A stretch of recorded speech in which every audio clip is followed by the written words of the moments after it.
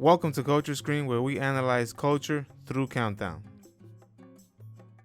This episode is on Cuban History, Part 2, Facts You Didn't Know, from the years 1868 to 1902.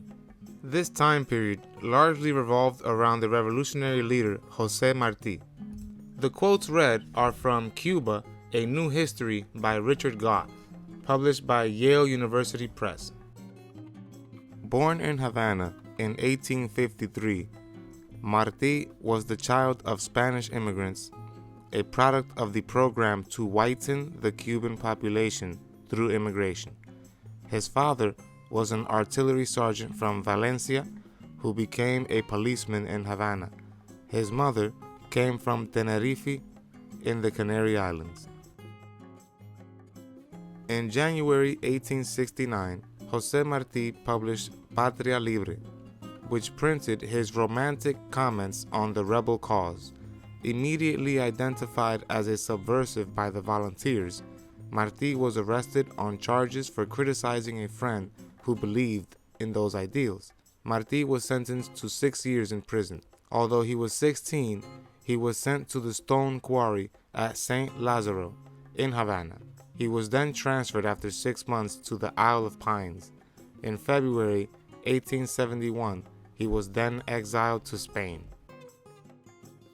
In both Mexico and Guatemala, Jose Marti worked briefly at the university.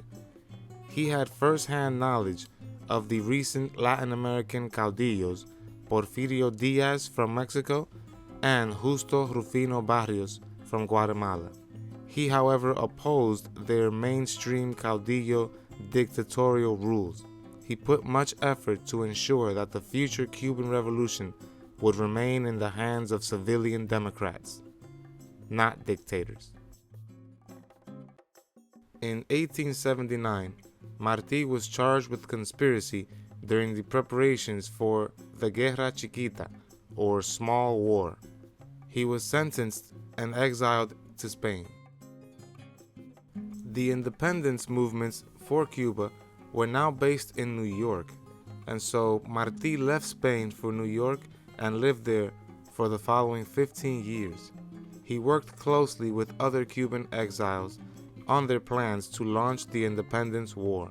During this time, he wrote for several Latin American newspapers in order to earn money, and became a consular representative of Uruguay, Argentina, and Paraguay. During this time in exile, Marti developed his own internationalist philosophy. He came to empathize with the plight of the indigenous people and disapproved of the governments that ran to benefit white settlers only. Sounding similarly to the Venezuelan educationalist Simón Rodríguez, he argued that Latin America needed homegrown institutions rather than looking outside at other countries for assistance. Marti recognized that Cuba had been divided socially. In a letter to a general, he wrote, "I have no time to tell you, General, how in my eyes the Cuban problem needs, rather than a political solution, a social solution, and how the latter cannot be achieved except through mutual love and forgiveness between the two races." He went on to say, "For me, the person who whips up hatred in Cuba or takes advantage of those hatreds already present is a criminal, and the person who tries to put down the lawful aspirations to livelihood of a good and prudent race which has already seen enough misfortune is another." In Cuba, A New History, Richard Gott goes on to say, "Agreement on independence and the need for racial equality were arguments relatively easy to win.